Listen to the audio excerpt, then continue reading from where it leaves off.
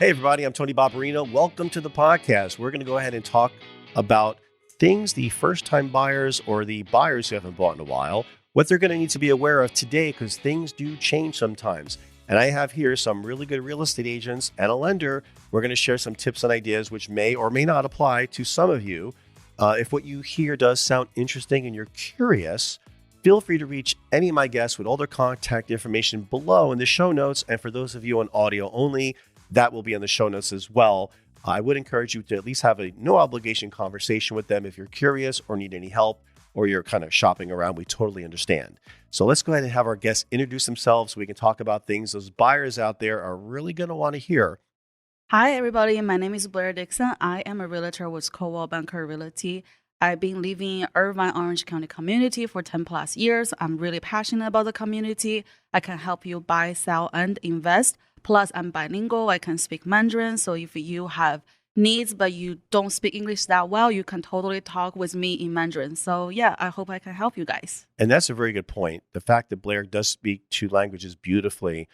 Everyone, I believe, has a right to have a home.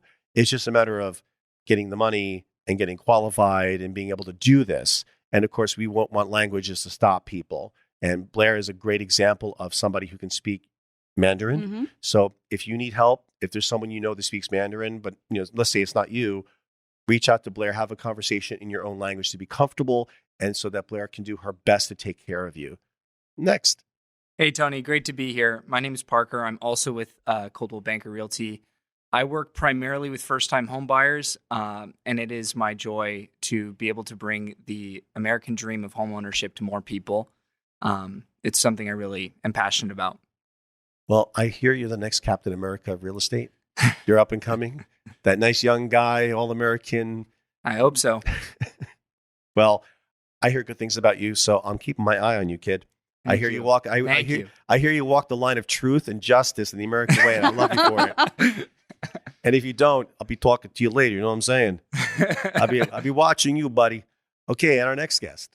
Hi, I'm Sean McDowell. I'm also known as the Mortgage Dad. I've been in the mortgage business this is year 23 right now. So we've been doing this for a very long time, helping people buy and refinance. So you're daddy with the money. Yeah, sometimes it seems like that. Just like me. I want a toy. Throw them the money, and now when they get older, they're going to need money for the house. So you can cover both ends. You can pay for your kids' toys, and when they want to buy houses, you can help them pay for the house. Yeah, I'm sure. Oh my gosh. Okay, so today we're going to talk about the tips and ideas, which we hope will help people out there when they're going to go buying.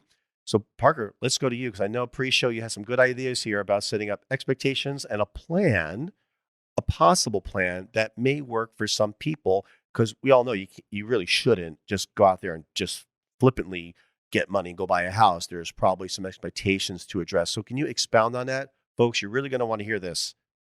Yeah, so with buyers and first-time buyers particularly, it can be really hard when a buyer has their mind set on a particular type of property or particular vision for that property.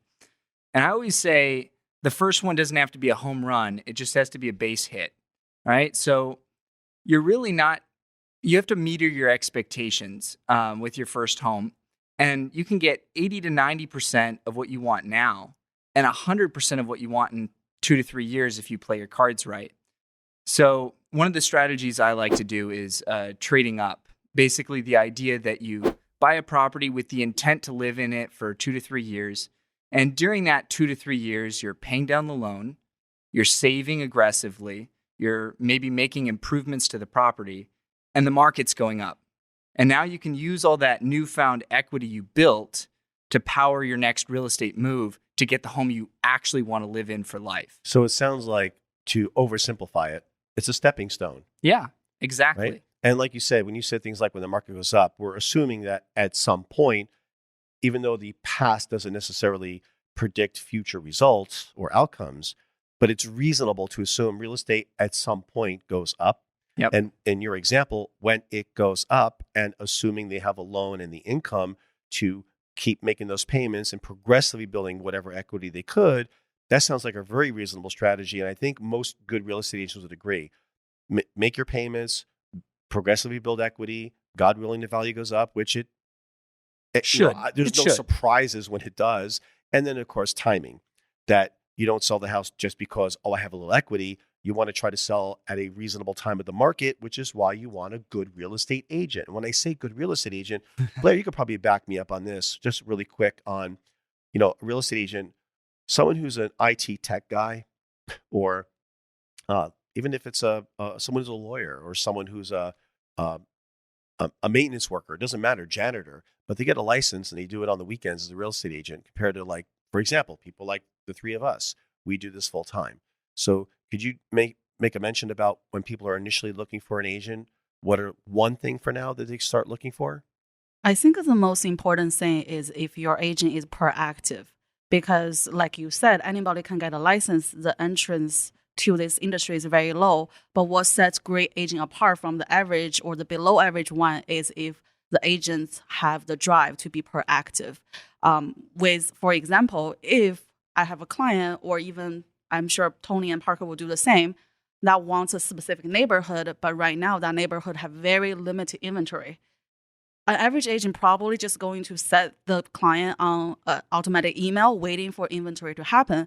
But if you're a great agent, you will either want to door knock the entire neighborhood to advertise, to talk to the neighbors, to see if there's any chance to find an off-market property, or you might design flyers or design any kind of specific video targeting that neighborhood to find inventory. That's our job, to create that inventory to match the house to the client. So on that specific point, I guess to, again, oversimplify it to make it easier for the buyers, is you could use any real estate agent technically, but just like doctors or mechanics or dentists, I don't know anyone who goes to just anybody in the phone book. Close your eyes, throw a dart in the wall and see what sticks. It's going to be worth it to talk to a few. And probably one of the questions to ask is, do you do this full time? Do you work in the area, in the general area? And what do you do besides send me MLS notifications? Because you want your agent to push and do some work. And to your point, in case maybe I say it a little differently, perhaps, is an agent can, and in many cases should, literally go out and literally knock on doors and ask people, have you had thoughts of selling? It's a very common script that's out there all over YouTube, but it's true. And there are some people who have been thinking about it, just haven't done anything yet. And then you knock on the door. That's happened to you many a times where they go, actually, yeah, I actually been thinking about it. Funny, I didn't know who to call, and you're here. And they like that. Who doesn't like an agent who's kind, thoughtful, but professionally aggressive in taking the actions, but being really nice about it at the door? Absolutely. Yeah, and it's not 100% success rate, but it's definitely a hands-on, proactive thing an agent should do. And no disrespect to people who aren't in this full time, but if you can't be out there knocking on those doors to find things for a buyer, should they need that aggressive searching, then you have to find someone like Blair or Parker, who they have more time, more flexibility, and the courage and the kindness to do it. Because once in a while we get a door slammed on our face, and that's not our fault because other agents have done it, and probably not as nice as we have. Part of it's the approach and your conversation and your intentions. So that's a very good point. It sounds almost not big of a deal, but you really want somebody who's going to do something more than just push a few buttons, so to speak. But speaking of shopping and door knocking, when people have to compete about buying a home, the one thing we hear periodically is, oh, the cash buyers, oh, the cash heavy foreign investors. I don't have as much cash. I can't compete with it. So if they're going to get a loan, there's forget the pre-qualifications. We're looking at pre-approvals. Right. But to get what's allegedly the best position for your loan to be in, and we talked about it pre-show, is the ever-loving commitment letter. So can you maybe explain for the audience briefly some differences that pre-approval versus the full commitment letter? Like, why does one have allegedly more strength and more confidence building than the other in terms of the offer? Tony, that's a great question. Before I forget, I want to address a little bit about what Parker was saying earlier regarding we'll call it the stepping stone or the first getting on base. Please. Because I think it's so important that we consider that. So I come from rural Oregon, where 6-7 people out of 10 could afford to buy a house. Wow. Here in in Orange County, California, affordability is so low.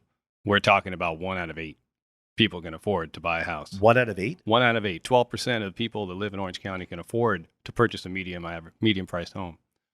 And why that is important is because if 60, 70% of the people can afford a home, you can get what you want the first try. My parents lived in a home my entire life. They bought one and that was their house, right? And I think a lot of people have that in their head. But when you're in Orange County or you're doing something, people don't walk into their forever home almost ever. And so the plan that Parker was mentioning earlier, where you start and then you build up and you trade up to the next one, and maybe you have to do a third step to get where you want to go, is super important. And I think people really need to realize they are not buying the house; they're buying a house right now.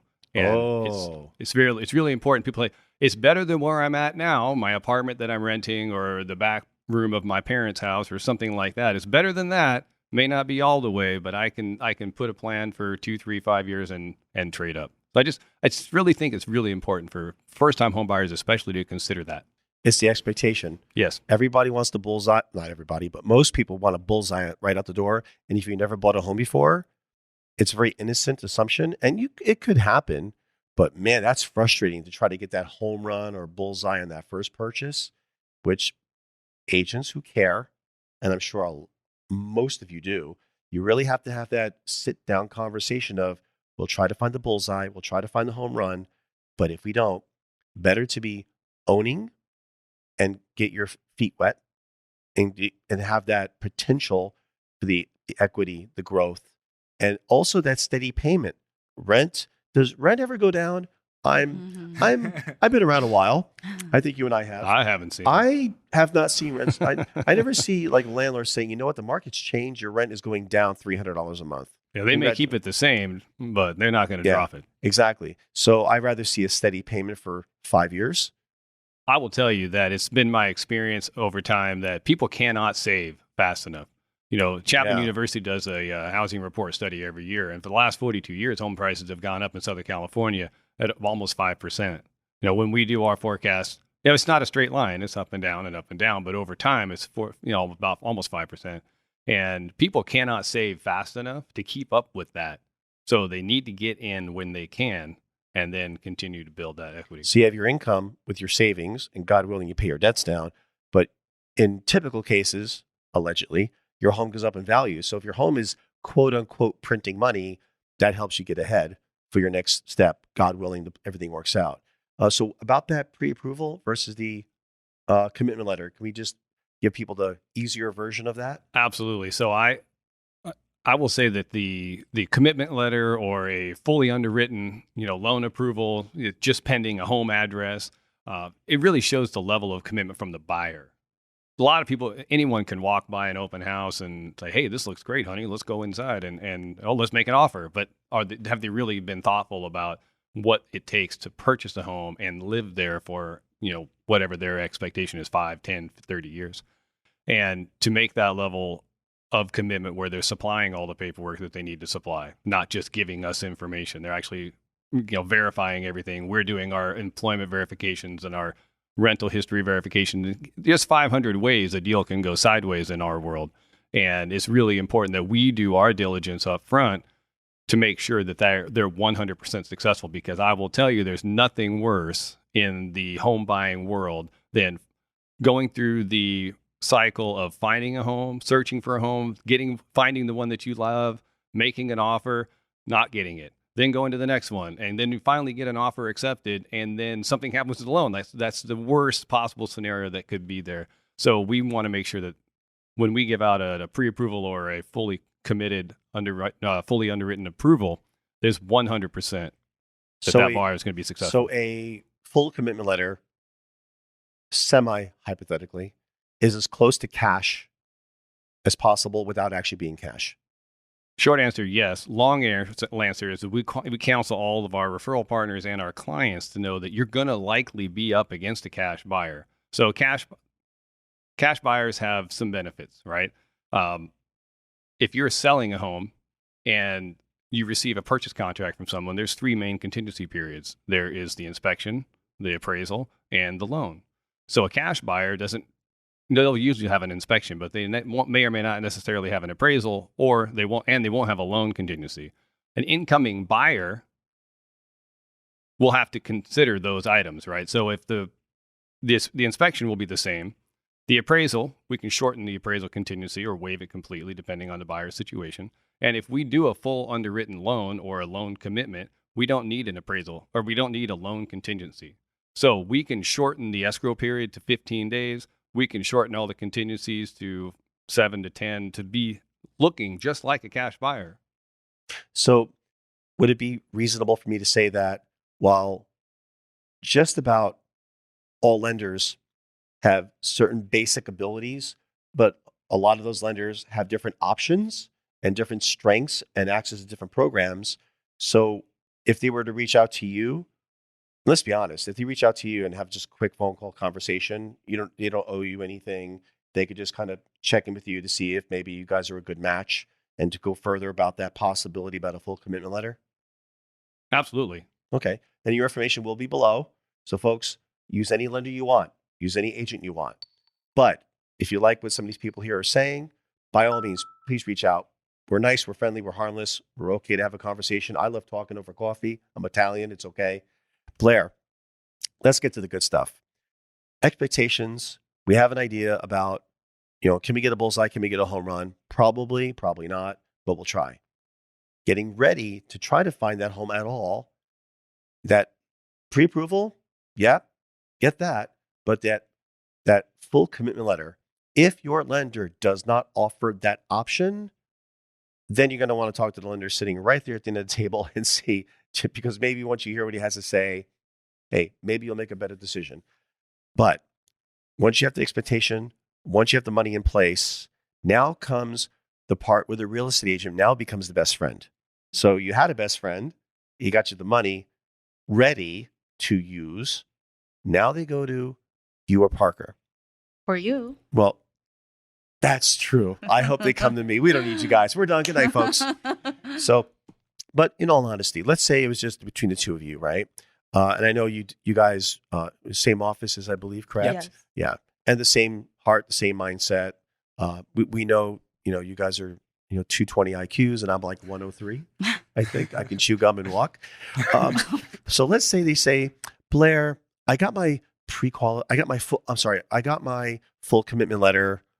I want to go shopping, but I know a couple of other agents. They're going to set me up to see some houses, put me in the MLS system. I'll get auto emails. I mean, they all seem to be doing that. So literally between the two of you, you mentioned that a little bit before. So can you go ahead and give the benefit of the people now, go all in on, besides what things that agents can typically do? The door knocking was one. Mm-hmm. What more or features would you want people to know about real estate agents so they know what they're dealing with when they go to pick one? So can you elaborate maybe what you and Parker do? I'm sure other people do it as well, but I haven't met them yet and I don't know everybody. But let's at least give people a real example so you guys can lead from the front by giving a good example of what to look for in an agent besides what people typically do. Yeah, absolutely. Besides door knocking, there is also calling expires. So expires are listings that are expired.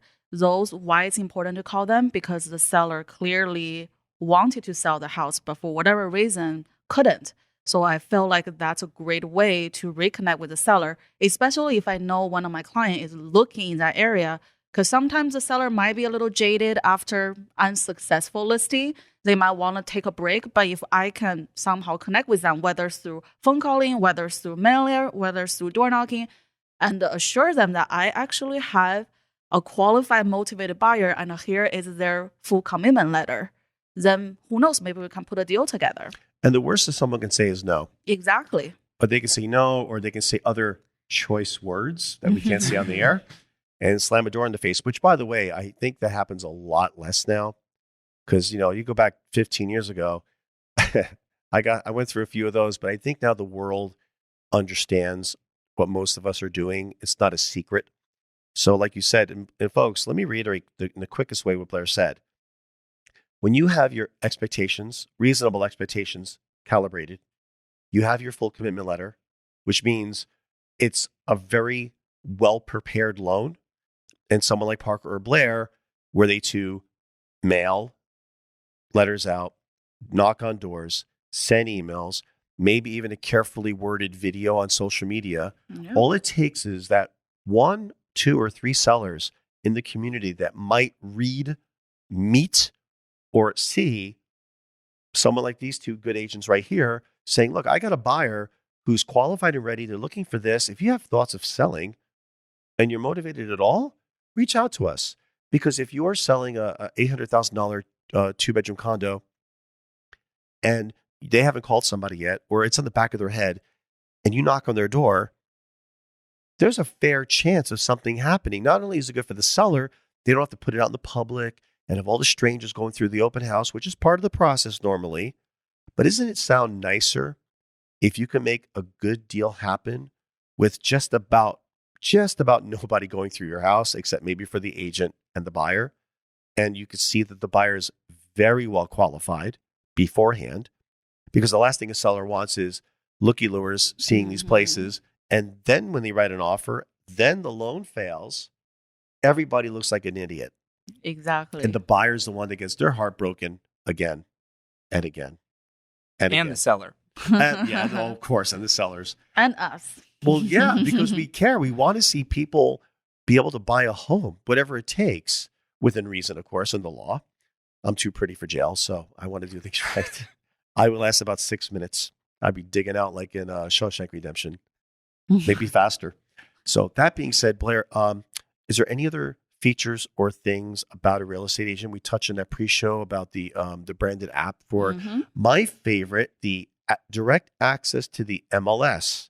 And I won't go into what other famous websites that tend to have their data be kind of not that accurate. But I hear something that the 3 of us have access to, and just about any real estate agent, but they may or may not be using it. Would you want to mention about this cute little app that we use? What I'm talking about? So like Tony said, MLS, which is short for multiple listing services, that's our first-hand information where we're required by the California Realtor Association to put listings on there if it's on the market listing. So now they have developed an app. So it's not just going to be emails. Now, if you pair with the agent, I can give you an account and you can set up an app where automatically, if there's new listings coming on the market, you will get a notification and you don't have to text me back and forth, be like, Blair, I want this house, or Blair, what about this one? You can literally go on there and heart all the ones you like. Then I will instantly get notified. So that way we can also establish this shopping pattern where I also, by doing that again and again, I can know what's your preference, to the point that I can even be proactive and be like, hey, do you like this house? Because based on your like histories, I think this one will also be something you would consider. So it's just quite amazing how technology can help you streamline the whole process and limit the time of the texting back and forth. It is free. Yes. And what it is you, the viewer, if you're buying, you download the MLS Touch app. We send you a simple little link. It binds you to the agent. So when you're looking while you're eating a bowl of cereal or pasta at night, and you have your phone and you hit the little heart icon at the top of each property you like, that activates it saves it as a favorites. And what happens, our phone goes ding, and we see a little red 2 or 3 or 1. We click and we open it and we see, oh, John Smith favorited 3 homes. We click on it. We see the 3 homes you favorited, which means you don't have to cut, copy, paste, text it. Cut, copy, paste, text it. And then 4 days later, under all your text and under all our text, it gets buried. Or you can use the convenience of the MLS Touch app, open the app free. It's linked to us, easy. You hit favorite, and our phone goes ding, ding, ding, ding. And we can see what you're looking for. To Blair's credit, she had said it gives us a sense of what you like without even having to use words. We see that you're looking for, you would probably tell us anyway, but we see you're definitely looking at single level homes. You're looking at homes with yards. And if there's something that's in our network of people before it hits the MLS, we can take initiative, like Blair said, about the proactivity. We can say, hey, I see what you've been looking at. I found out through my network connections, someone's going to be posting a listing in 24 hours. Would you like to see it before you got to compete against it? Yeah. Yes. Did you finish your full commitment letter with the lender?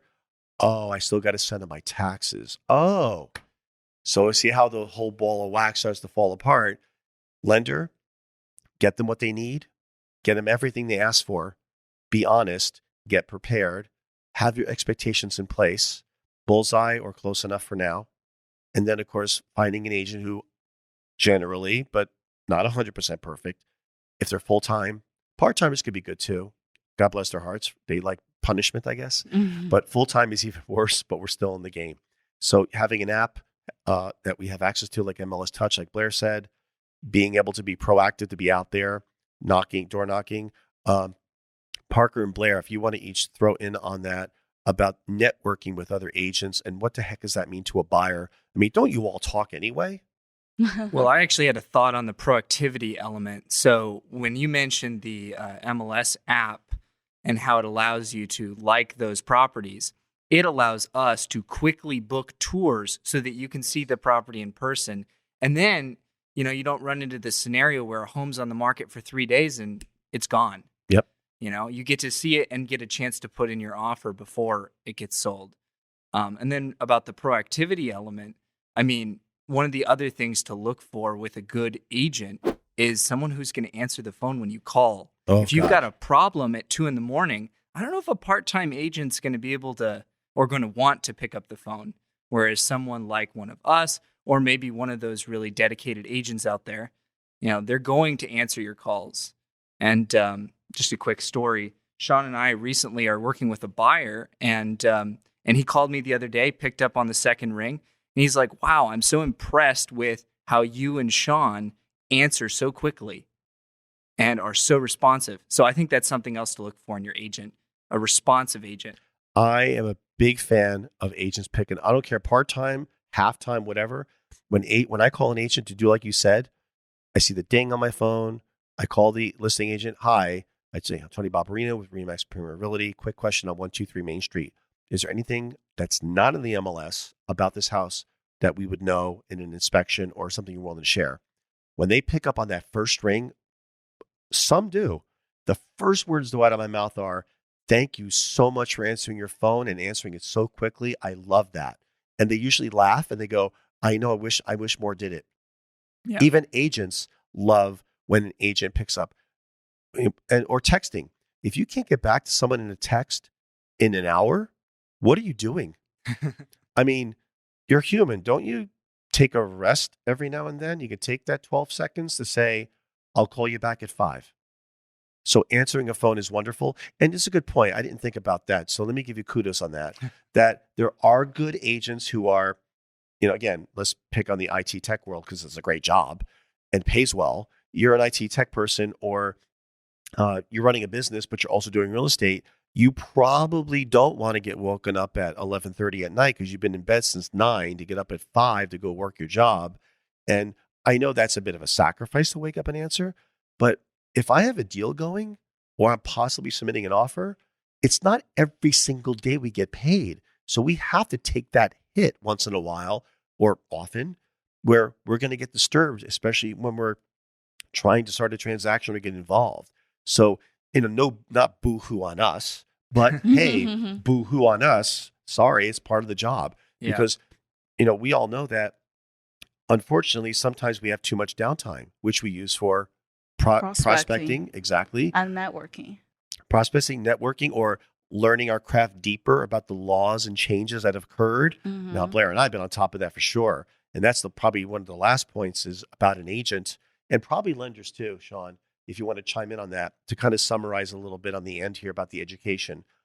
Nobody knows everything and nobody's the smartest, but there's something to be said for any agent that behind closed doors, unknowns to the public, are putting in that time because of the potential little changes to the law or forms, whether it's federal or state, or even with our own California Association of Real Estate laws. There could be a lot of potential issues that can cause problems.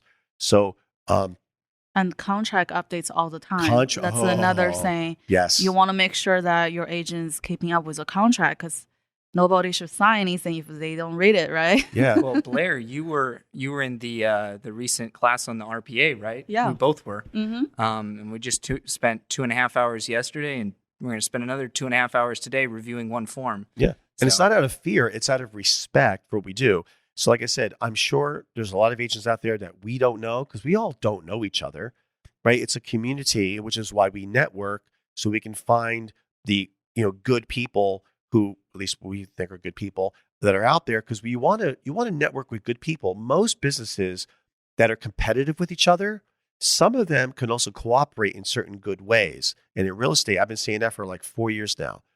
Yes, we are all competitive. I'm okay competing against you, and I think you're great, but I will compete against her because my heart is in the right spot. If I am the better agent, I'll win. And if I'm not the better agent, I'll lose on that case-by-case basis. So nobody's out to get all the bacon because you can't get all the bacon. But like with Parker and Blair and myself, for an example, is behind closed doors, the reason why we earn what we earn is because we know we put the true effort in consistently, persistently to stay ahead of the game because we care and we want to take care of people. And you're going to want to find an agent that does that and just ask them.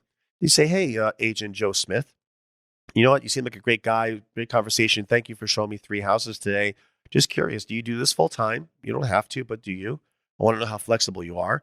What are you doing behind closed doors on your non-business time to stay ahead of the game? Because I just watched a podcast, this one, that said that sometimes contracts change, sometimes laws change, certain things may change, and I don't want to step on the proverbial landmine, so to speak. So, what have you been doing behind closed doors to try to keep us, I guess the word would be safe as possible in the transaction? And what are you going to do besides the typical thing everybody else does? Because look, if all agents all did the same thing, most of us are useless. And part of the competition is, I know that if other agents were to be doing more than me, I would work harder to catch up and beat them, and the consumer wins, right? Absolutely. Exactly. And, we are the mindset of, if I find something new or different in the real estate world, even though we're competitive, I'm also cooperative because I want to keep these 2 agents right here as safe as possible because I want them in the business because I know them, I trust them, and I know we can help each other. And there are times we work together with clients. I have my own, they have their own, but there are times where we can work together on a client. And some people, Blair and I saw that, agents blink like, what? Sometimes agents could work together to take care of a client. Absolutely, especially if, say, a client say a different language, or if there is a more complicated cases, 2 sets of eyes are better than 1. That is true.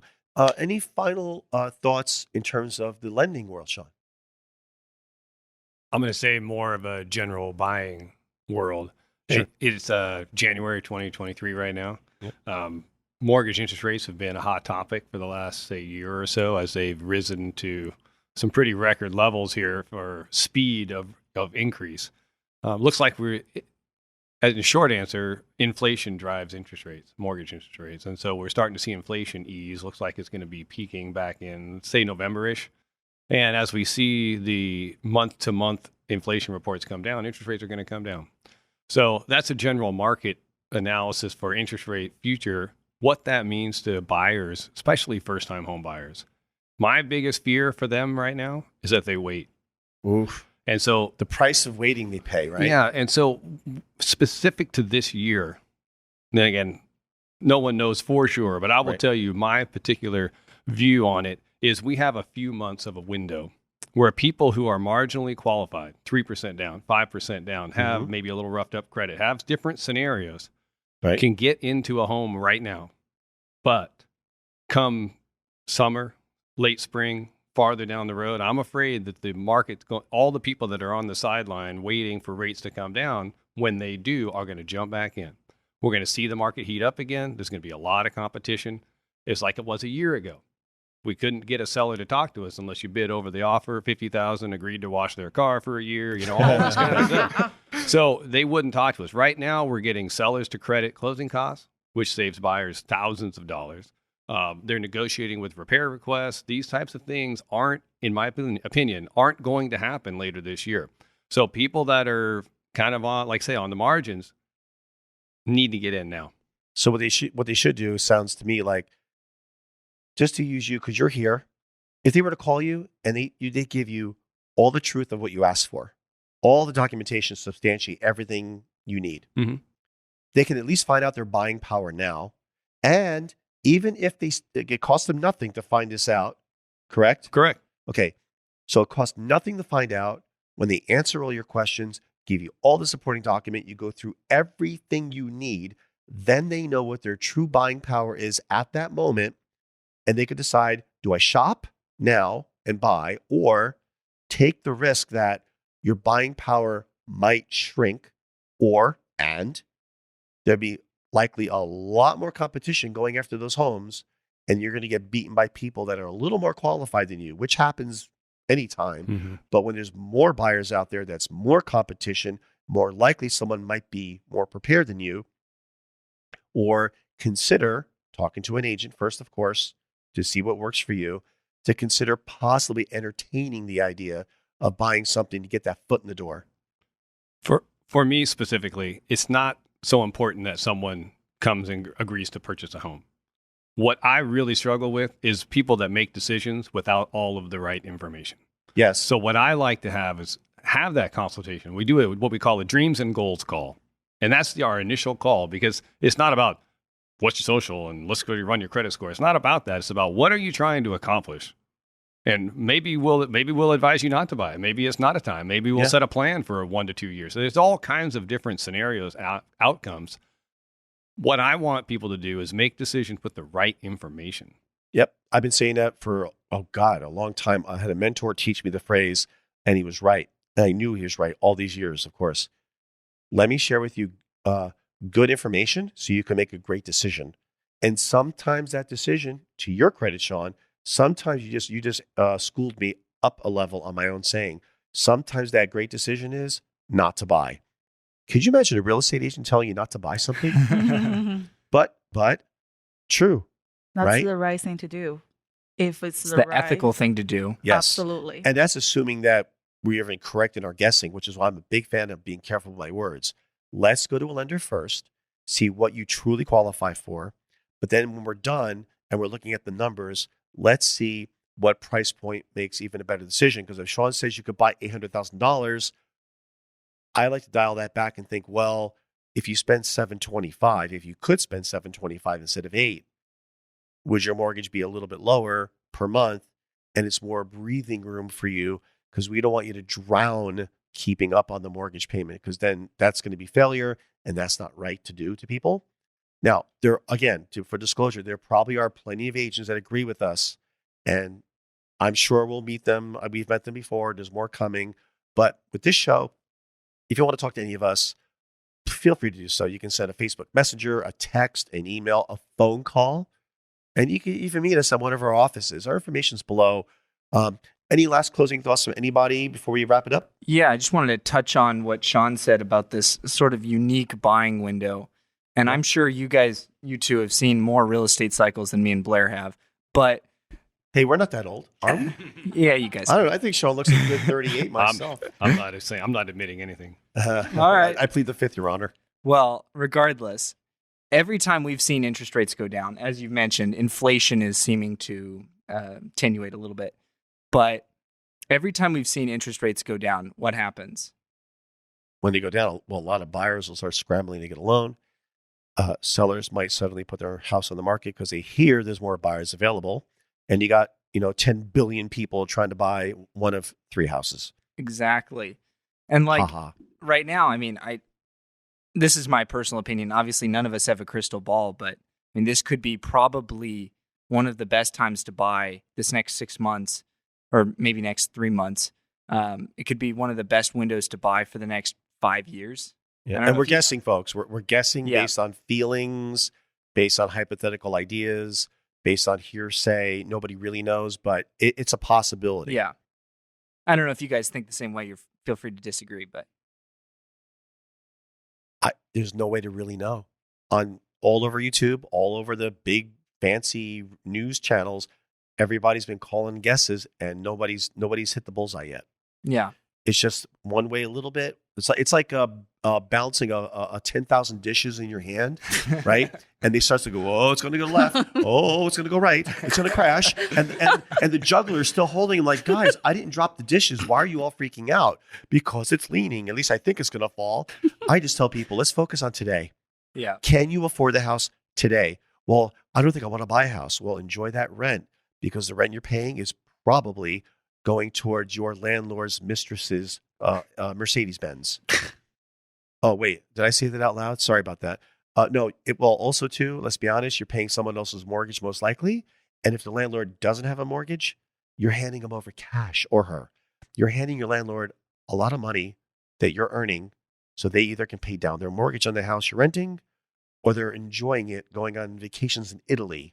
So if that makes you upset, you're going to want to call it. It's okay for landlords to own property. But if you shouldn't be renting and you find out you might be able to buy, for the love of God, call Parker or Blair. Or Tony. And, well, yeah, call me too. I can use a buck or two. Help. Daddy's got to buy toys for the babies, as many of us do. So that being said, and Blair, on the last point really quick, because I really love that point, the networking connections between agents. This will be our last point for the day, because I think we covered a lot of good ground. But I do want to get in really quick the idea about agents who network directly with each other, whether or not they're from the same brokerages. Can you elaborate on that? Because I think that is a good point. Yes, absolutely. For example, here locally, we have our Orange County Association, where we have market meeting every single week, covering different cities from Irvine to Laguna Beach to Newport Beach. That's a great way for agents from all brokerages to come together to plug their wants, their buyer needs, and as well as their upcoming listings. We also have different institutions like Chase Bank or Generation Escrow that will sponsor different networking event where we can also pitch our buyer needs, our seller needs. And then on top of that, company-wise, we have Coldwell Banker. We have our own internal communication system where we can blast out our listing, our buyer needs to all the Coldwell Banker associates. And then on top of that, we also have annual economic forecasts with local economists or with Coldwell Banker, which we actually have one coming up soon on January 31st. So if you're listening before January 31st, you can reach out to me or Parker for a reservation link for Economic Summit for 2023. So those are all different ways of agent networking with each other and finding out more inventories for you, finding out more information for you. And it's not a trap. It's a legitimate sharing of information. RE/MAX has that as well. For example, there are some clients Blair and I work on together. We're two different brokerages. We're two different people. We're two different resources. But we work together with certain clients that we work with, and we do our internal blast to emails. Hey, does anybody have something coming up with these qualifications? I have a buyer who is ready with a full commitment letter. Mm-hmm. And that full commitment letter to the seasoned agent, they go, sounds like that buyer's really ready, like really set to go. That sounds good to me. Send it over with proof of funds and we'll talk. Or good luck shopping on retail. Retail is when it's publicly visually available for the world to see. Sometimes we can find them just before it happens or by door knocking, like Blair said. So you see, we're going to start going in circles. So I hope you had some good takeaways from this. Thank you for listening. Please help us help other people in buying and selling by giving us a like, a thumbs up, a share, heck, maybe even a subscription or two would be really appreciated. Reposting this helps us really to help other people get prepared to buy or sell a home. And of course, we really do appreciate that. We're all very busy in our own way. And by you just using your thumb or your finger to tap a thumb or to tap a share to push it out there, you're really doing it to help others.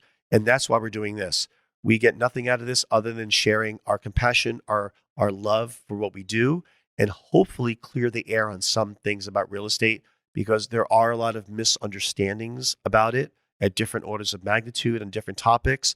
And it means something to me to bring in good people to share our thoughts. And we try to do it as quickly as possible because, it's not like watching a good television show or something, but it is the largest purchase they're ever going to make. So people got to take these big ticket items like buying or selling a house seriously enough to at least listen. So if you're driving your car and listening to us, when you have a chance, you can always reach out to any one of us. The information will be below. Please check in on some other podcasts we have coming up. Until then, Everyone, let's all sign off. Let's start backwards. So Sean, tell them who you are, and let's work our way up so they know who we are again. Thanks for having me, Tony. I'm Sean McDowell, the mortgage dad. Thanks, everyone, for listening. I appreciate getting the chance to hopefully provide some information of value. I'm Parker.Mallough with Coldwell Banker Realty.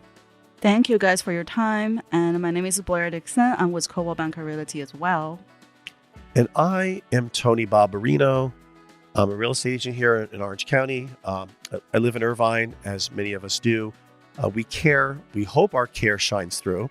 We love what we do. And I would challenge everyone listening or watching this video, in terms of an agent or a lender, at the very least, a no obligation, honest to goodness, friendly phone call is always welcome, just about any time of the day or night, preferably not at 3 a.m. Mm-hmm. Although if it's important to you, I would understand, and as they would as well. So thanks for watching and listening, subscribing and liking, sharing, and all that great stuff. Until then, I'm your host, Tony Babarino. I'm really grateful for your time of listening and watching. It does mean a lot to us, and we hope we keep bringing you some more value and hopefully a little more entertainment. Until then, thanks a lot. Take care.